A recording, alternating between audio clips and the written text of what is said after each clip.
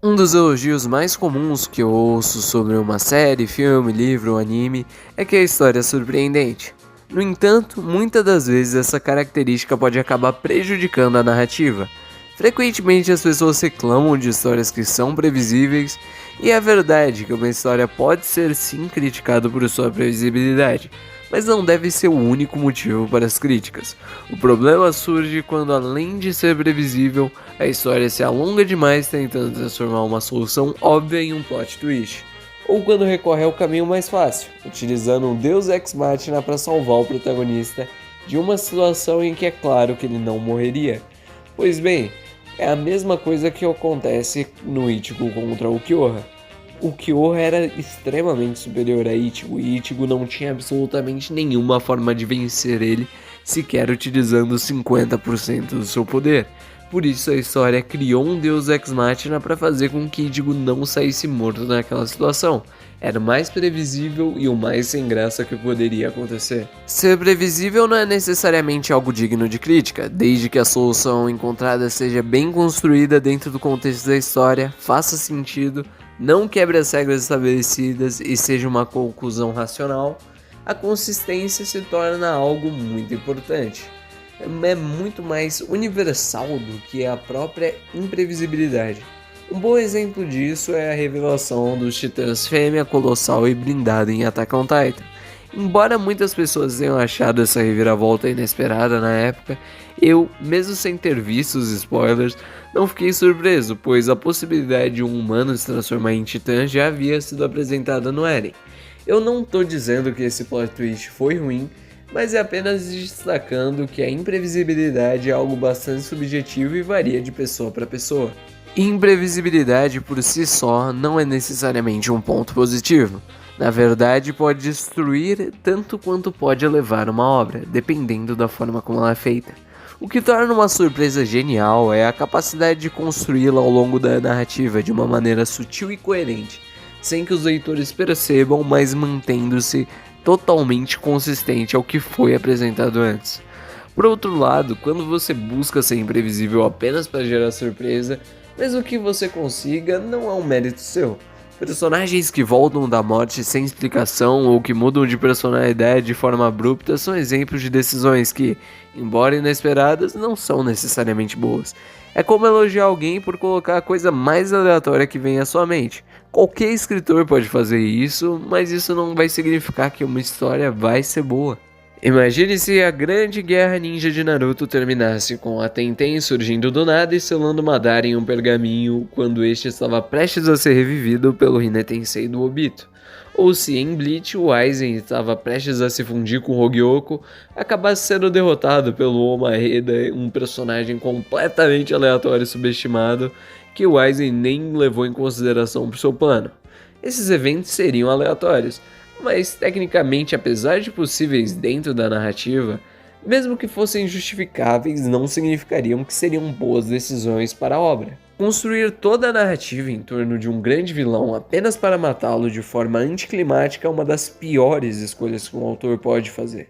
Isso nos leva ao arco final de Jujutsu Kaisen.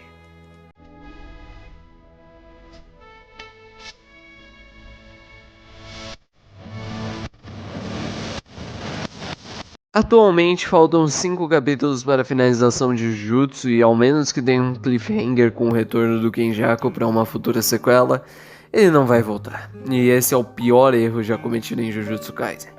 Você cria um vilão que está manipulando tudo desde as sombras, um vilão que é responsável pela criação do próprio protagonista, responsável pelo retorno do Sukuna, e 90% da trama sequer teria existido se ele não tivesse feito. Os dois principais e melhores arcos de Jujutsu Kaisen, o arco de Shibuya e o jogo do abate, foram diretamente idealizados por ele. O selamento do Gojo, o evento mais importante, também é responsabilidade do Kenjaku. E ele aparecendo pro Satoru é simplesmente uma das melhores cenas de todo o anime e mangá. Ele o derrotou não sendo mais forte do que ele, mas apenas utilizando a própria inteligência. Quanto tempo, né? E aí? É um sósia? Não. É ele mesmo. Ou será um feitiço de transformação?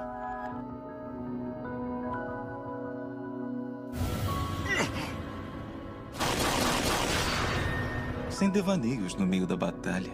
Kenjaku tem uma relação com Tengen, sem contar a aura que esse transmitia. Eram poucas as vezes os quais o víamos em tela, porém, cada vez que vemos na história é um grande momento. De cabeça eu não consigo pensar em nenhum momento ruim dele. Desde a aparição dele no túmulo do Tengen, a melhor luta de Jujutsu Kaisen, que é o Kenjaku versus a Yuki e o Chozo. Além de que, querendo ou não, a luta do Kenjaku com o Takaba é sim uma boa luta. Mostra uma face humana do personagem que tínhamos visto com anterioridade. É um vilão bastante completo, apenas para que o Yuta apareça e mande um desvio e te mato. É realmente trágico como o Jujutsu no seu arco final começou a se deteriorar por conta da vontade do autor de finalizar a obra o mais rápido possível.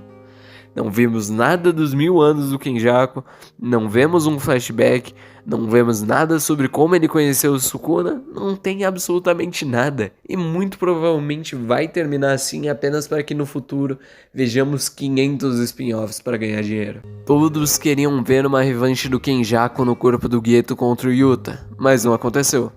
Todos queríamos ver como o Itadori interagia diretamente com quem era a sua mãe. Como podia ser um combate entre os dois, mas isso também não aconteceu. O Kenjaku só lutou a sério uma vez e não vimos nada além de promessas perdidas. Tudo ao redor do personagem tinha um potencial imenso, porém foi vítima do inimigo de todo mangá shonen da atualidade, o arco final da própria obra. Algo que os autores não conseguem entender é que o que torna um bom final é a conclusão das motivações, metas e crescimento dos personagens. Conclui os temas abordados dentro da história e acaba gerando uma rota que não seja completamente fácil para uma solução forçada. Não deixa pontos essenciais de fora da obra que não foram fechados, coisa que o final de Jujutsu Kaisen simplesmente não conseguiu fazer. Esse vídeo foi mais um desabafo porque simplesmente é revoltante ver que Jujutsu Kaisen vai acabar em 5 capítulos. É revoltante ver que a história tinha tanto para mostrar, mas por uma vontade de ser rushado, acabou piorando em 200%.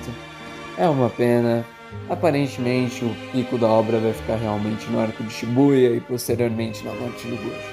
Depois disso, a história só foi decaindo e aparentemente entrou num ponto de não retorno.